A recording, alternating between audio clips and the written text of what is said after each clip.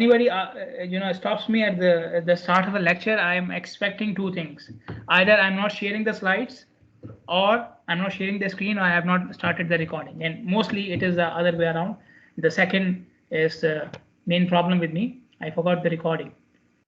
Okay. So probability, what is probability? Is the measure. Measure means you are measuring it. Okay, so we are putting a number to this chance now. The chance of an event to happen. Okay, so you say the chance is 50-50. So you are giving me a number, right? The chance is 50%. Okay, and so on and so forth. So the probability is a numeric form of the chance, the likelihood of an event to occur. Okay, so there's a theory of probability which helps us calculate these chances and helps us to analyze the experiments on the basis of these chances. Okay, so the theory of probability is applied to situations, and each situation is termed as an experiment. Okay, each situation is termed as an experiment. It may not be an actual experiment in a lab. Okay, for example, a vehicle turning on the road, vehicle turning from the intersection, in terms of probability, it can be an experiment because it has number of possible outcomes. It has a number of possible results. So any situation in which a number of possible outcomes are available, that's an experiment according to theory of probability. Okay, so vehicle turning from an intersection, or when you're throwing a dice. Okay, so the dice is that cube which has numbers on each side, so that's a dice. So that a dice, throwing of a dice is an experiment. Okay, now each experiment has number of possible outcomes. Okay, each outcome is referred to either as outcome simply, or you can call it a sample or an event space. Okay, so sample, outcome, or event space are the results of an experiment. Okay, and if you combine all the possible outcomes of an experiment, then it is denoted by a letter omega, Greek letter omega. You can see it here. Okay, so an event is a subset. Okay, it's a part of the sample space. Sample space meaning sample space includes all the possible outcomes, and event space will have some of them. Okay, so throwing of the dice will have a sample space of 6 outcomes, and out of those 6, if you pick 3 outcomes, then that will be called as an event space. Okay, an event space can be simple or compound. If you have just selected one possible outcome, that is simple event space. If you have selected multiple outcomes, that is a compound event space. You can see the examples here. So if you just selected the outcome that the dice will result in 2, that is single. And if you have selected that the dice will result in even numbers, that's a compound event. Okay, then for each event space, you can have a complement. So complement is the remaining outcomes from the sample space. So for example, the complement of A, so if A is 2, then the complement of A are the remaining outcomes, all the other outcomes which are not 2. Okay, and same thing with B as well. If B is a event space for even numbers, then the complement of B will be for odd numbers. Okay, empty null set or empty space means there are no values. Okay, sometimes we use it for in the equations. Union of 2 event space is the combination of the outcomes from both the sets. Okay, so you can see the union of A and B. Okay, so a combination of all the outcomes. Okay, now A already has 2 and B also has 2, so you don't have to write 2 twice. Okay, just write it once. Okay, similarly, intersection, which is represented as AUB. Sorry, this is union again. Okay, so A union in complement of B. Okay, so A has 2 and the complement of B has 1, 3, 5. So you can see 1, 2, 3, 5.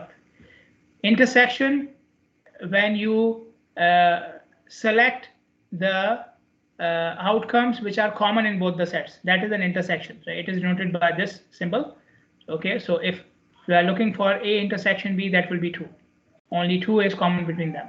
If you are looking for intersection of complement of A and B, complement of A has all these numbers and B has only even numbers. So this is the intersection. Okay, 4 and 6. The outcomes which are common in them. Okay. Then we have mutually exclusive events, events in which no outcome is common. So A and B are not mutually exclusive. Okay. And similarly, complement of A and complement of B are not mutually exclusive because they have some outcomes which are common in them. Okay. If you take an event and its complement, they are by default mutually exclusive. For example, look at the complement of A and A. Look at the set of A and A complement. Okay, because complement has the outcomes which are not part of that set, so they have to be mutually exclusive. Okay, last line I cannot see. Okay, pair of simple events. If you have 2 simple events, each event containing one output, then they are also mutually exclusive. Okay, so if you say A is event where the outcome is 2 and B is event where the outcome is 4, so obviously they don't have anything in common. Okay, so 2 single events, again, they are by default mutually exclusive. Okay, now the relative frequency meaning the percentage or the possibility that this value will occur compared to the total number of events. Okay, considering the total number of trials, what is the chance that this outcome will come? That is relative frequency or probability. Both are names given to the same item. Okay, the limiting value of relative frequency of an event when number of trials approach infinity. Okay, this is another important point. We will repeat it in the other slides as well. And that is, we are not talking about a single event. We are talking about calculating the chance if the events are done infinite number of times. Okay, because in one single event, okay, you have possibility of having, for example, if I toss a coin, I can have head or tail. Okay, so if head comes when I toss a coin for the first time, if head comes, then the probability of tail is what? 0, and the probability of head is what? 1. But that is only in one single event. If you ask me, if I keep on doing it, okay, if I don't have anything else to do in my life, if I keep on tossing the coins, okay, people will think I'm mad. But what is the possibility that in any of those events, now I'm not talking about any single event, I'm talking about in any of those events, what is the possibility that I will get a head or a tail? Okay, then you would say, okay, it's 50-50% in any of those events. Okay, so if you're talking about a particular trial, one particular trial or one particular experiment, then the possibility of one outcome is 100% and the other outcome is 0. But we are talking about a series of experiments, same experiments, which are going up to infinite number of times. Then what will be the probability of an outcome in that series of events? Okay, so that is a probability. Okay, that is how we define probability. Relative frequency of an event to come if in a series of trials or a series of experiments which are done infinite number of times. Okay, possibility or probability cannot be negative, right? It can go up to 0, where there is no chance that an event can occur, but it cannot go below 0, right? And the maximum value is 1. 1 means what? 100% probability. Okay, so you cannot have more than 100% possibility or more than 100% of anything. Okay, you want to have it, right? In life, you want to have more than 100% of everything. Money, house, happiness. It's not possible. Okay, we have to restrict ourselves. Okay, probability of the sample space is equal to 1. Probability of a sample space equals to 1 because sample space contains all the outcomes, all the possible outcomes.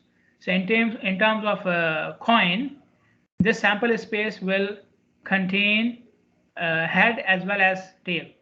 Okay, so obviously if you are what is the combined probability of having head and tail both, then it is 1. Okay, and the probability of having no value is 0. You are doing the experiment, so obviously some outcome will result. Okay, so to have no outcome has a probability of 0.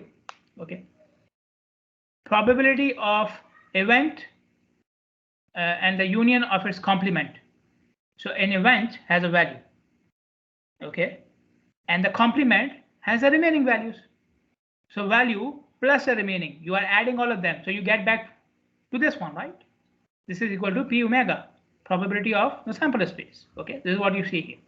Okay, and if you want to calculate it, probability of event plus probability of the complement of the event minus probability of null, that is equal to 0. Okay, because basically if you understood this, then it should be equal to 1. Event combined with this complement should give you 1, because now it contains all the possible outcomes. Okay, and if you want to calculate the probability of a complement of an event, then just calculate the probability of the event itself, and then 1 minus that will give you the probability of the complement.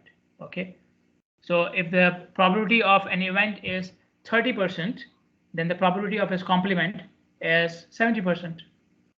Okay, so it's basically like if a possibility that the dice will give 1 is, let's say, 2%, then the possibility the dice will not give 2 or the dice will not give 1 is 98%.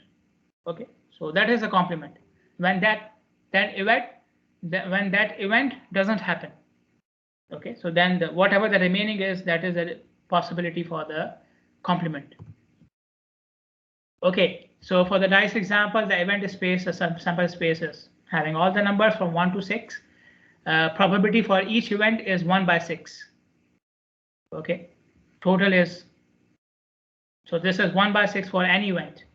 Okay, so if I throw the dice infinite number of times, in any of those times I will get 1 or 2 or 3 has a possibility of 1 by 6. Okay, total is 6, and to have a possibility of any outcome, it will be 1 by 6. Okay, assuming that all numbers have equal chance of coming. Okay, so if A is an event space of odd outcomes, so A is event space which has outcome of 1, 3, and 5, and B is an event space which has outcomes less than 5. So 1, 2, 3, 4. B was an event space where we are assuming that the outcome will be less than 5. So it can be any number from 1 to 4. Okay, so if A is this and B is this, can you call these events as mutually exclusive? Is A and B mutually exclusive? Tell me.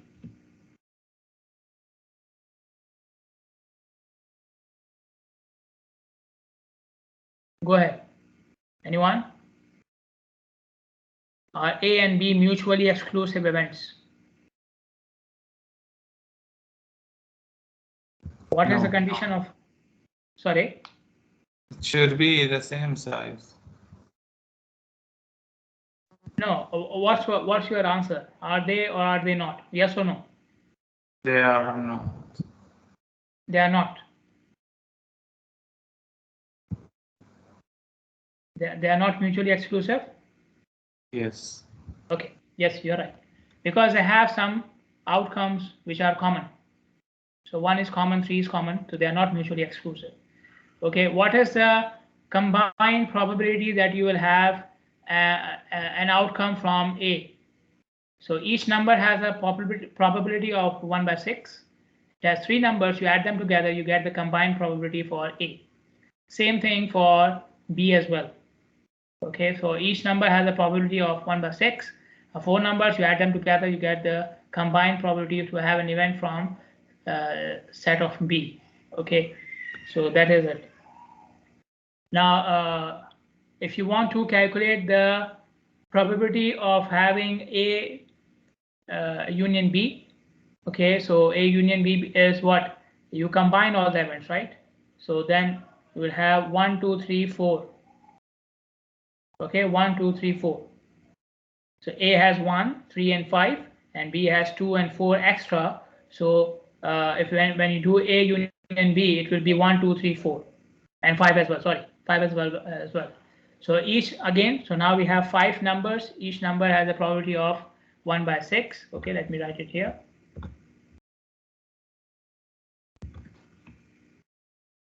So A union B will be 1, 2, 3, 4, 5. Okay, and then each number has a probability of 1 by 6. So 1 by 6 plus 1 by 6 plus 1 by 6. Okay, you do it 5 times and you will get 5 by 6, right? Okay. And intersection. So intersection, how many outcomes are common here?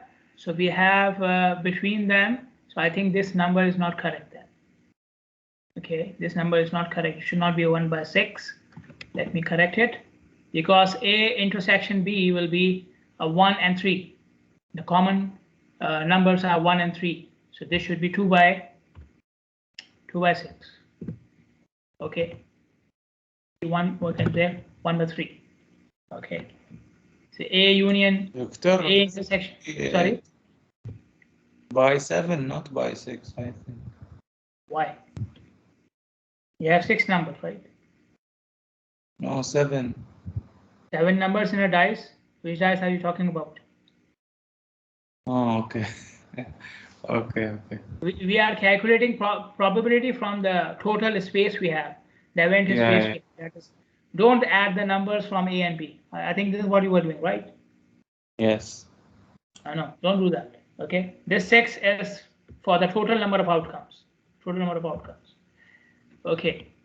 So A intersection B is 1 and 3.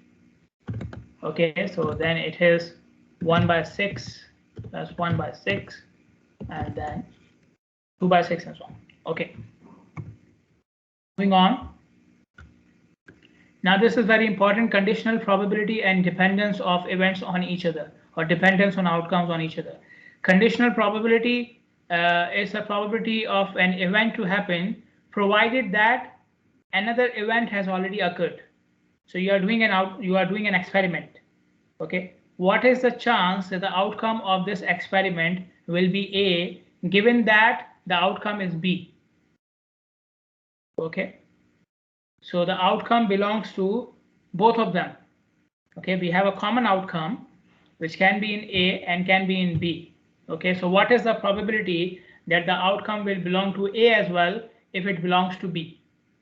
Okay, let me rephrase it like this. I think it is easier to understand. Otherwise, you can read the definition from here. For example, okay, so you see between A and B we have 2 common outcomes, 1 and 3. Okay, so if somebody tells me that when you roll the dice now, you will get an outcome from B. Okay, so if an outcome is from B, then what is the possibility that it is also from A? This is what we call as conditional probability. Okay, then outcome, the probability that an outcome will belong to both subsets. Okay, so how to calculate it? This is the equation. A/B means conditional probability of A provided that B has already happened. Okay, so this is equal to probability of A intersection B upon probability of B. Okay, now if you have mutually exclusive events, that means there is no common outcome between A and B. In that case, the probability of intersection will be 0, because this will become a null set now. There is no common output, then this will become a null set now. The probability of null set is 0. Okay, so if intersection space has 0 probability, that means occurrence of B excludes totally occurrence of A. Okay, so if B happens, there is no chance that A can happen. Okay, so if an outcome comes from B, then there is no chance then that the same experiment will have the outcome from A as well. There is no chance on that. Okay, So intersection is 0. This is our conclusion. Then from here you can also know independent events, events which are not dependent upon each other. Okay, so when two events are independent, occurrence of one event does not alter the occurrence of the other event. Okay, when two events are independent, that means if one event happens, its possibility will not have any effect on the possibility of the other event happening. So you have to check it mathematically. Okay, I will show you with an example. Okay, so for example, if you want to calculate a conditional probability of A given that B has already occurred. Okay, so A and B are these. Okay, these are A and B. Okay, so A intersection B, we already calculated, that is 1/3, right? 1/3. And if you want to calculate it again, then you can do it like this as well. Take probability of A multiplied by probability of B. Okay, this is another way of calculating the probability of intersection. Okay, but we have already done it. You don't have to do it again. Okay, just take this number. Okay, and this is what we are doing. So 1/3.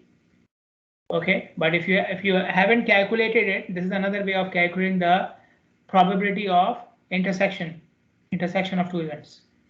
Okay, so this number is already calculated, 1/3. This number again already calculated, the probability of event B, and this was 2/3. Okay, now when you put the numbers here, the result comes out to be 1/2. 1/2. Okay, now 1/2 is the actual probability of event A. Okay, so the conditional probability is equal to the actual probability of event A. So whether B happens or doesn't happen, the probability of A doesn't change. Okay, this is the probability of A irrespective of B, and this is 50%. And this is the probability of A when B has already happened. And you can see it's the same. So that means occurrence of B does not impact the occurrence of A. It has no impact on the occurrence of A. Okay, so how do we judge if two events are dependent upon each other or independent? You calculate the probability of the event itself, and then you calculate the conditional probability. If the numbers are equal, that means no effect of one event over the other. So these events are then independent. In this case, it has happened, so A and B are independent. Okay, if this number was different than probability of A, then these events would have been dependent upon each other. Okay, let us look at the example of a traffic intersection, and they know the probability of vehicles turning left and the probability of vehicles turning right. Okay, so we have two event spaces now. So for left it is 0.25, for right it is 0.15. So first of all, now they want us to calculate the probability that the vehicle will turn right given that it does not turn left. What is the probability that the vehicle will turn right given that it does not turn left? Okay, so let me go here to the notebook. The calculations are very simple, but have your calculators at hand. Okay.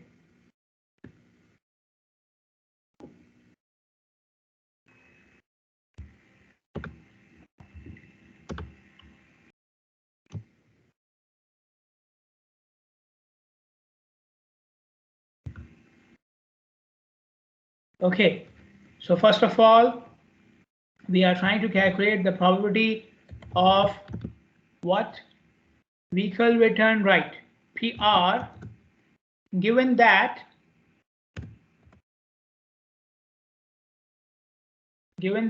the vehicle does not turn left. I have the probability of turning left. Let me assume the event that in which vehicle doesn't turn left is, let's say, B.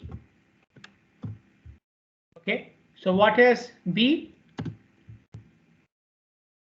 B is if the vehicle is turning right or going through straight. Okay, let me make it bigger. Okay, so when the vehicle is not turning left, it can go right or through. Okay, so now they are asking me if the vehicle doesn't turn left, so it belongs to this event space, then what is the probability that it will turn right? Okay, for a non-left turning vehicle, what is the probability that it will turn right? Okay, so if you apply, so the equation is, you calculate, if I go back, let me use the drawing here. Okay, so if you want to calculate its probability, then it will be probability of R intersection B divided by probability of B.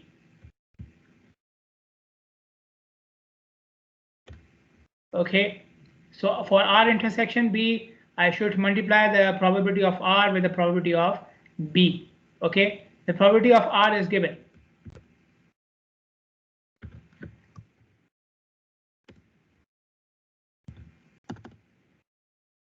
Probability for turning left, for turning right is given. Here's 0.15. Okay, and what is the probability of not turning left? Who will tell me the probability of B? Probability of B. How much is the probability of B? Let me go to the question. B means vehicle is not turning left. B means vehicle is not turning left. What is the probability vehicle is not turning left? 1 minus 0.25. 1 minus 0.25, because 0.25 is the probability of turning left. So that's a B is what? B is a complement of L, right? B is a complement of L. So 1 minus 0.25, it will be 0.75, right?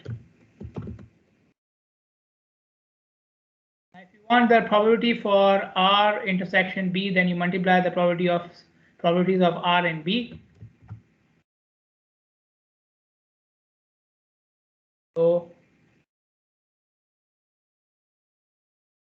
let me directly write it down here. Time. Okay, so probability of R is 0.15, multiply the probability of B, which is 0.75, divided by probability of B, which is 0.75. Right? So 0.75 multiplied by 0.75, right? Yeah. Okay. This, so you will get what? 0.15, right? Again, you will get 0.15.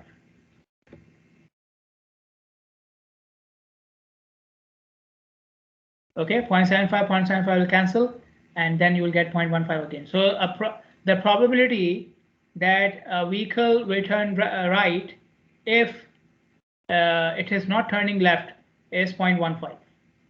Okay, I think I did correct. We turn right given that it does not turn left. Does not turn left. Okay, fine. Okay, first of all, tell me, is L and P, are L and P mutually exclusive events? Tell me. Is L and P mutually exclusive event? Vehicle turning left and vehicle turning right, are these mutually exclusive events or not? Yes or no? I guess no, doctor, because if they turn right, it cannot turn left. Yani no. They are mutually exclusive, right? They are mutually exclusive. Yani no common between both of them. No common. Yeah, not common. Yeah. Not common. Okay. And just remember the simple rule which I told you earlier, these are two single events. L and P are two single events, so they have to be mutually exclusive. Okay, now you have calculated the probability of R and you know the probability of B. Okay, so are these events dependent or independent of each other? Tell me. Probability B and R, are they dependent upon each other or independent upon each other, or they are independent of each other? R and B, dependent or independent? What was the criteria?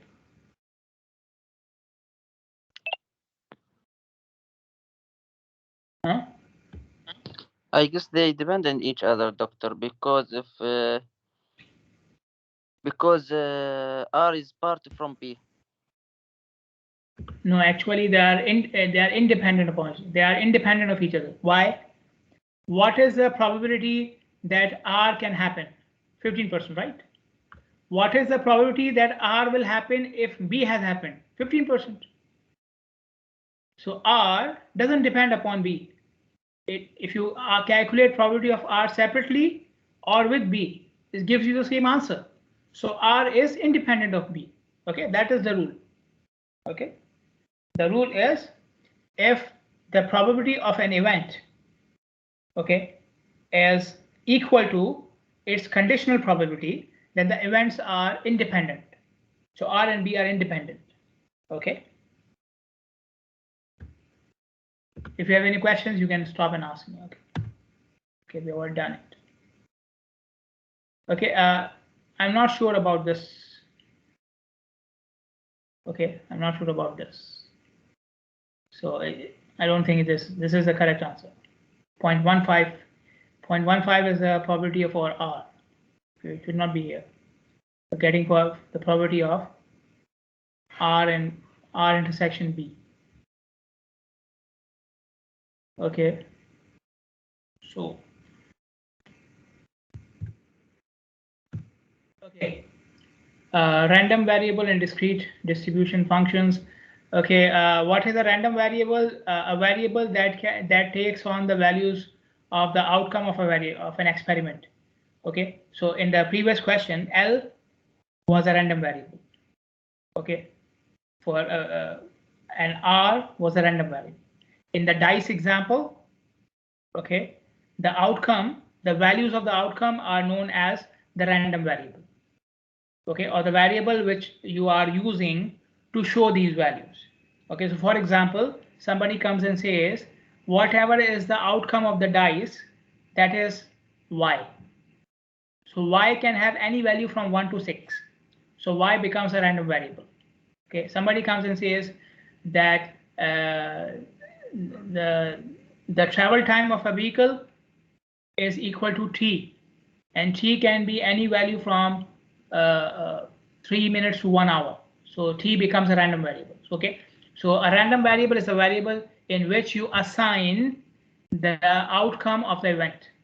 Okay, when the number of possible outcomes are countable, then the variable is said to be discrete. Okay, for example, the dice. In the dice example, the number of outcomes are countable. I can have only 6 possible outcomes, so I can count it. Okay, I can count it. So that is a discrete variable, a variable in which you will assign the outcome of a dice throw is a discrete random variable. Okay, for other examples are given. For example, a household car ownership. So a household can have 0 cars, 1 car, 2 cars, 3 cars, 4 cars. Okay, and maybe up to 10. Okay, or 20, but 20 is still countable. Okay, 20 is still countable. It's a value you can specify that is either 1 or 2 or 3 or 4, so on. Okay, so this will be a variable in which you are assigning the values of vehicle ownership of a car or of a household. That is a discrete random variable. Okay, switch variables, for example, if the area is urban area or rural area, that is also, if it is urban area, it is 0. If it is rural area, that is 1. So again, it's a discrete random variable. Okay, Then continuous variable, what is the example of a continuous variable? So the opposite of discrete is continuous. Okay, continuous is the opposite of discrete. So continuous, what is a continuous random variable? A variable in which the assigned values are not countable. Okay, I cannot specify that it will have this particular value or that particular value. It can have any value within the range. Okay, so the probability of having same value of the continuous variable is impossible. Okay, the probability of having two experiments in which the value of the variable is the same is impossible. Okay, for a continuous random variable. Okay, so the explanation is given. For example, the time between failures of a machine. Okay, so you are running a factory and you are recording the time after which the machine will fail. Now this time can be 1 minute, 1.5 minutes, 1.6 minutes, 1.67 minutes. Okay, so it is not like it will be either 1 minute or 2 minutes or 3 minutes. It can have any value between these numbers. Okay, so that's a continuous variable. Another example is the point at different points on the highway where an accident may happen. Okay, where an accident may occur. So again, the next accident may happen after 1 meter or 1 centimeter or 1 millimeter. Okay, so again, this distance will become a continuous random variable. Okay, so in a discrete random variable, the values are fixed and they are countable, like 1, 2, 3, so on. Okay, they can be 0 and 1 as well.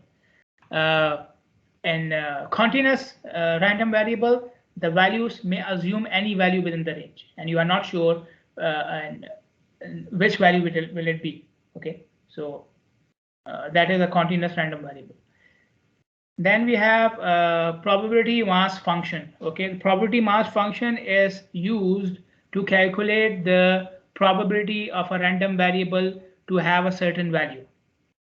The probability of a random variable to have a certain value. For example, what is the probability that the random variable of your experiment will have a value equal to x? Okay, so x is a certain number. Okay, so what is the probability that your experiment will result in a value of x? This is what we call an equation which gives you that is known as probability mass function. Okay. Then there are two conditions to probability mass function. Okay, it will range from 0 to 1 for all x values. For all values in which the experiment, all values in the sample space, the probability may range from 0 to 1. Okay, and the assumption is that all the values are mutually exclusive.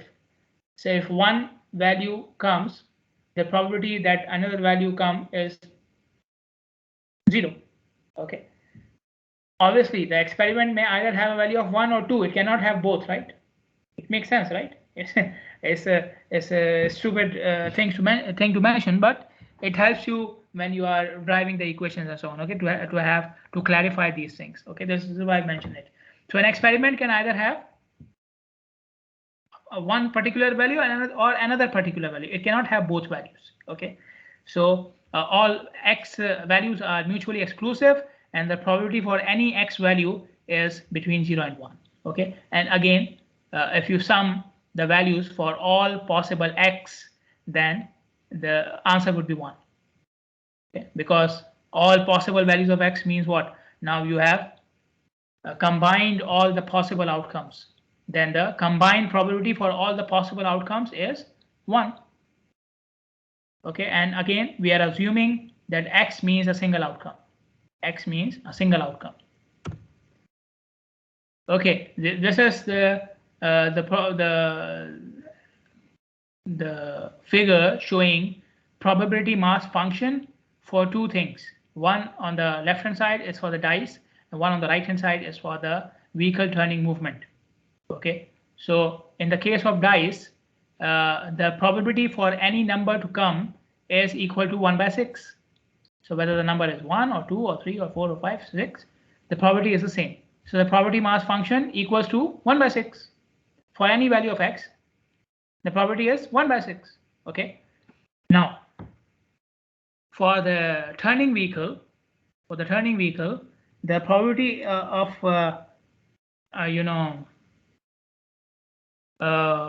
so they have assigned numbers for the sake of drawing the plot. They have assigned numbers to each movement. So left means 0, through means 1, right means 2. Okay. So the probability of turning left was 25%. It was given, right?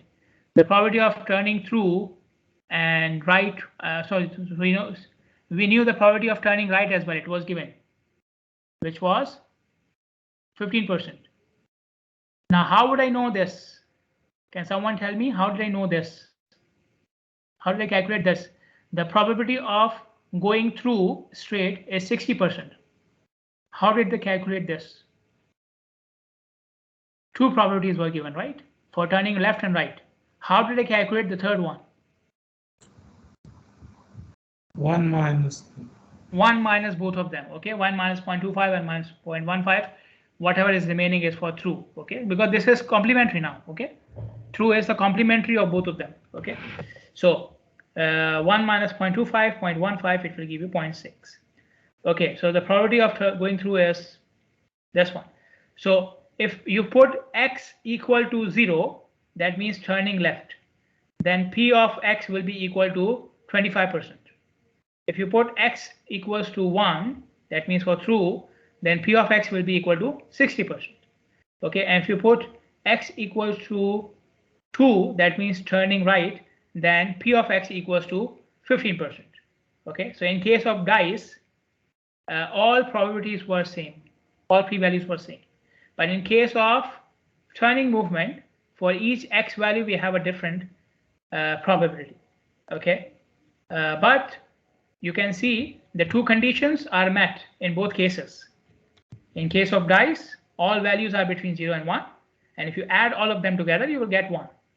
Same thing here as well. All probabilities are between 0 and 1, and if you add all of them together, 0.15, 0.25, 0.6, you will get 1. Okay. Discrete distribution functions. Okay. So when you plot the probabilities of different events in a graph, we call it the frequency distribution. Okay. So what is frequency distribution? It is the distribution of probabilities for different values of x, x meaning the outcome. Okay, that is a distribution, a frequency distribution or probability distribution. Okay, so this is what I was showing you in these two figures. Okay, now we will discuss some distribution functions, equations. Function meaning equation. Okay, a generalized equation is known as a function. So for discrete distribution functions, now we are talking about discrete distribution functions. Okay, so a cumulative distribution function for discrete variables has this form. Okay, now cumulative means what? Whenever you say cumulative means that now you are not saying that probability of x equals to 1 or 2. You are saying probability of x up to 1 or up to 2 or up to 3. Okay, so all numbers, all probabilities are added up to that value. That is what we mean by cumulative function. An equation which gives you the probability for an upper limit, okay, or for a maximum value. Okay, so the function of x, the cumulative distribution function of x, means the probability that the outcome will be x or less than x. The outcome will be less or less than x. Okay, so now whatever values you have up to x, you will add up all their probabilities, what you can see in these two graphs now. Okay, so you can see for one the probability is 1 by 6. Okay, now we are talking about cumulative probability. For 2, the probability will be 1 by 6 plus 1 by 6. Okay, 2 or less than 2, right? 2 or less than 2.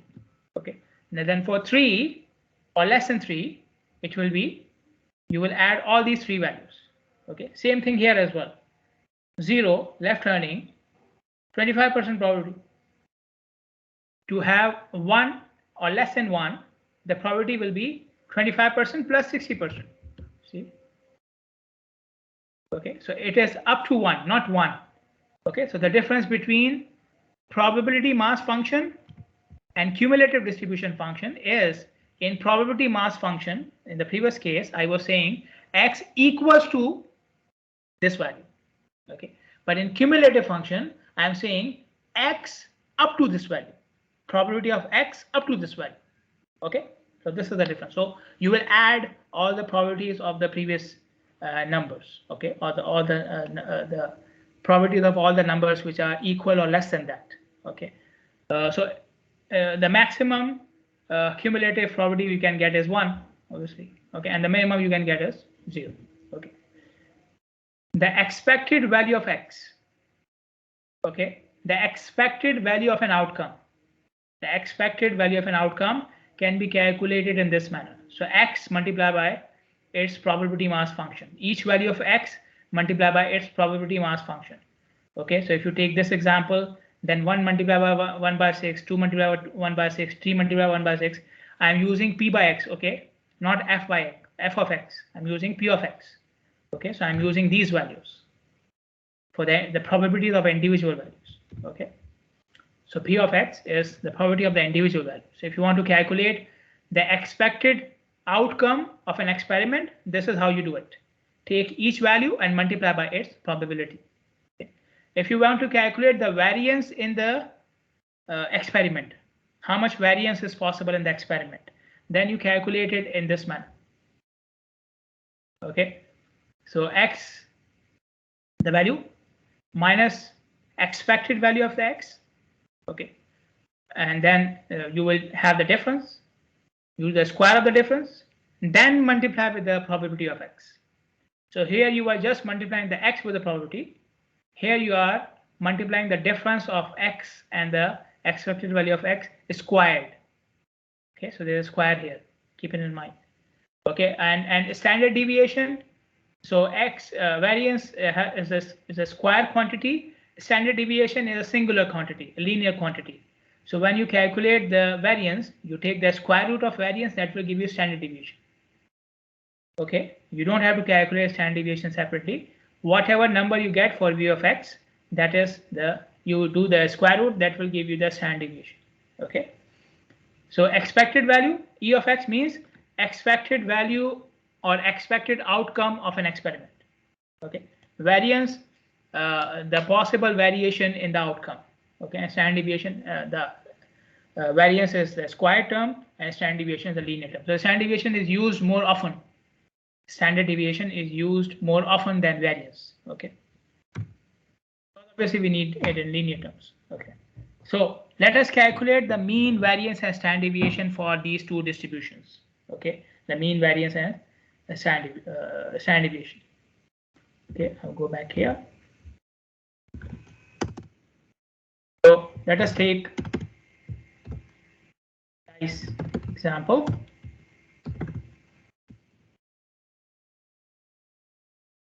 Okay, so we have 6 possible values, and for each value the probability is 1 by 6.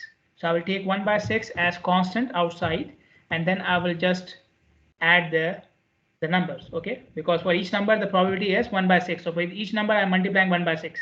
Keep it in mind, it was actually 1 by 6 into 1 plus 1 by 6 into 2 and so on and so forth. So instead of doing it, I have taken 1 by 6 as common, and I'm just adding 1 plus 2 plus 3 plus 4 plus 5 plus 6.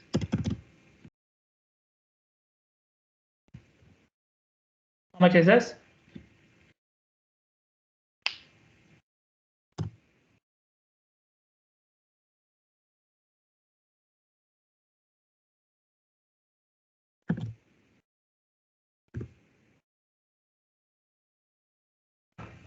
Tell me.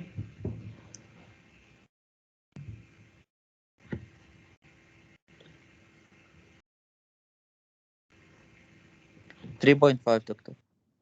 3.5. Okay, so since we know the expected values, now I can take the difference and do the squaring for the expected value. Okay, so each value of x, 3.5, is the square. Okay, and you repeat it. And again, I'm taking 1 by 6 as common outside. Okay, so each value, after you do the square and everything, it will be multiplied by 1 by 6. Okay.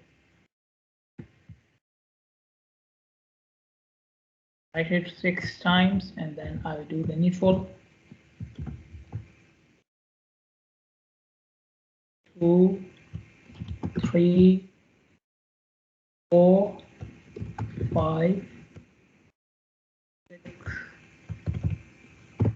Close, and then once you have done the thing in the square bracket, then you multiply by 1 by 6. So how much is this?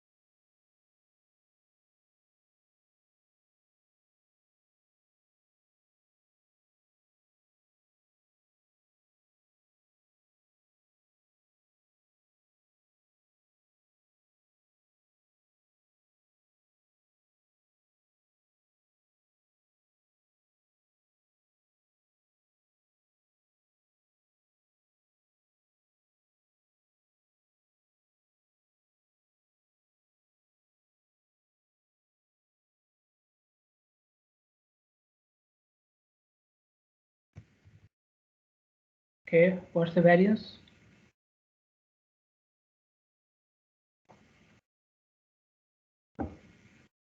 I'm not sure, doctor, but I guess 2.9167. Okay, if anybody else is calculating, you can cross check. Otherwise, if you take the square root, it will give you the standard deviation.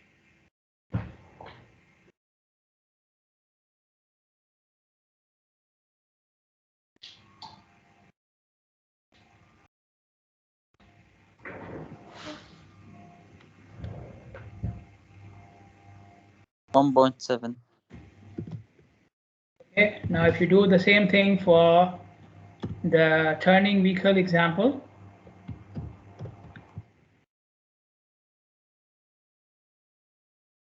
numbers are less, it's easier. Expected value of x equals, now so the probabilities are different. Okay, so for turning left, the probability is 0.25, so 0.25 into 0 plus 0.6 into 1, which was for through, and 0.15 into 2, which is for right. Okay, so how much is this?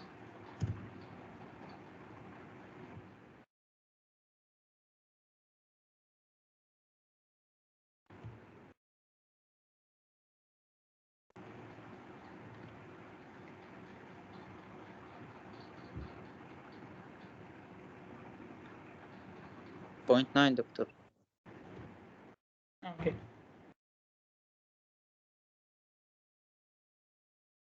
Okay, then 0.9 minus 0 the squared plus 0.6, 0.9 minus 1 the square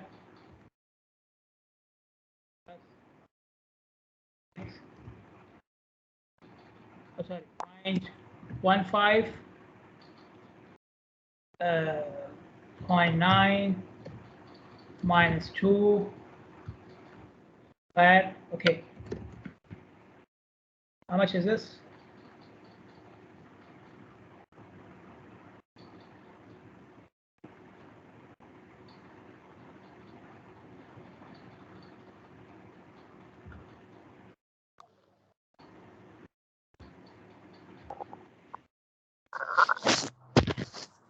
0.39.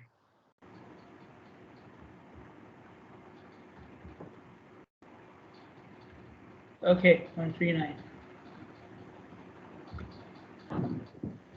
0.39. Okay, and when you do the square root,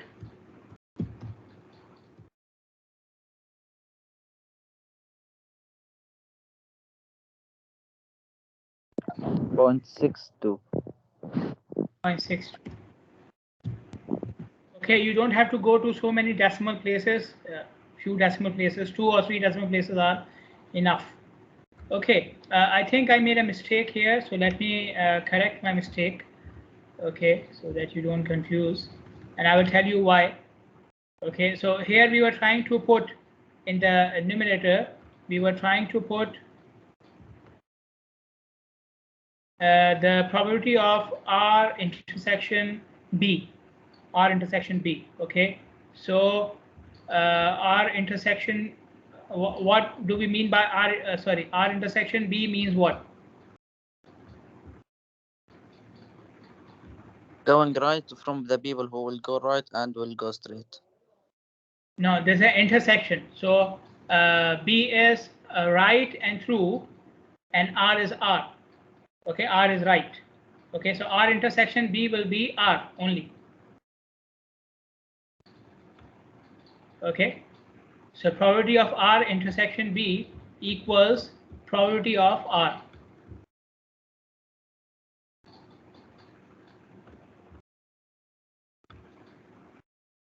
Okay, R intersection B means the common of R and B, right? So R is R, right, turning right, and B is R and through both. So if you take the intersection, it will give you R, the common element. And if you calculate, so R, probability of R intersection B means probability of R. Okay, so in this example, you didn't have to multiply probability of B and probability of R, okay, because it is already given. Okay, if you have a much complicated example, maybe you can do that like I was showing it earlier. Okay, but in this case, you don't have to do that. Okay, so 0.15 or 0.75 will be equal to how much? 0.2.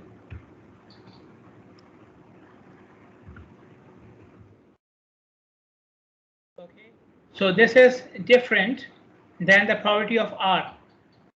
Okay, so R and B are dependent upon each other. They are not independent. Okay, so it is completely changing the decision. Okay, so if you understood this, then okay, this shouldn't be a problem. Okay, is it clear? Is this thing clear? What I just did now, is this thing clear? So R is turning right and B is right and through both. So if you take the intersection, it will be only R. Probability of R, so intersection of R and B is probability of R. Okay, probability of R is 0.15. So here you will just put 0.15 divided by 0.75, which is the probability of B, and you get 0.20. And since it is different than the individual probability of R, so R and B are dependent events.